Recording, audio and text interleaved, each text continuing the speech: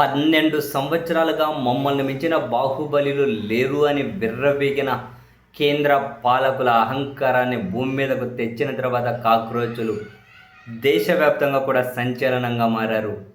ఆ తర్వాత ఇప్పుడు చర్చ తర్వాత స్టెప్ కాక్రోచులది ఏ విధంగా ఉంటుంది? ఒక రాజకీయ పార్టీగా రూపాంతరం చెందుతారా? లేదా ఈ విధంగానే ప్రభుత్వ ప్రజా వ్యతిరేక విధానాలను విడతల వారీగా ప్రశ్నించే వేదికలుగానే ఉంటారా? ఉంటే అలా ఎంతకాలం బలంగా ఉండగలుగుతారు అని చెప్పి చాలా పెద్ద ఎత్తున చర్చ జరుగుతుంది. అండ్ అదే సమయంలోనే కాక్రోచ్కున్న బలం మీద కూడా ఇప్పటివరకు కేంద్ర ప్రభుత్వం మెడలు వంచినటువంటి పార్టీలు కానీ, వ్యవస్థలు కానీ, సంస్థలు కానీ లేవు దేశంలో. కానీ కాక్రోచులు అది కూడా కని విని ఎరుగని రీతిలో చాలా షార్ట్ పీరియడ్లోనే ఇప్పుడైతే సుప్రీంకోర్టు ప్రధాన న్యాయమూర్తిగా ఉన్నటువంటి వ్యక్తి కాక్రోచులు అని చెప్పి నిరుద్యోగులను అన్నారో, ఆ కాక్రోచులందరూ ఏకమైతే ఎలా ఉంటుంది అన్న ఒక పోస్ట్ దగ్గర అభిజిత్ దీప్కే మొదలెట్టినటువంటి కాక్రోచ్ జనతా పార్టీ ఈ ప్రపంచంలోనే మేమే అతిపెద్ద పార్టీ అని చెప్పుకునే బీజేపీకి ఉన్న ఫాలోవర్స్ని కేవలం వారం రోజుల్లోనే రీచ్ అయిపోయారు.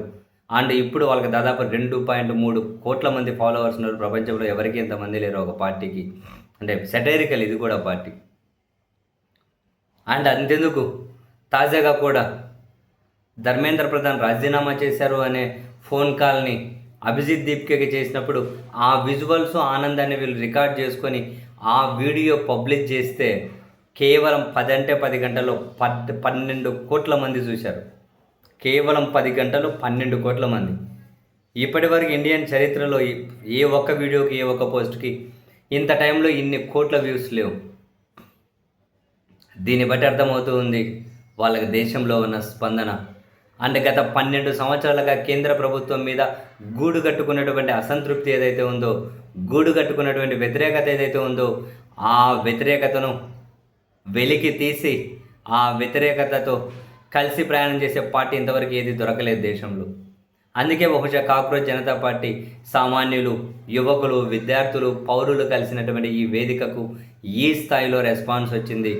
అన్ని వర్గాలు మద్దతు ఇచ్చాయి. ఇప్పుడు కని విని ఎరుగని రీతిలో మద్దతు ఎవరికి ఉంది ఈ దేశంలో అంటే కాక్రోచ్ జనతా పార్టీలకి.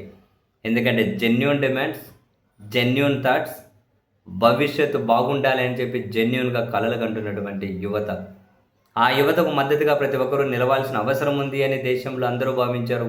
అందుకే గల్లీ స్థాయి నుంచి ఢిల్లీ స్థాయి వరకు, సామాన్యుల నుంచి సెలబ్రిటీల వరకు అందరూ మద్దతు ఇచ్చుకుంటూ వెళ్ళారు.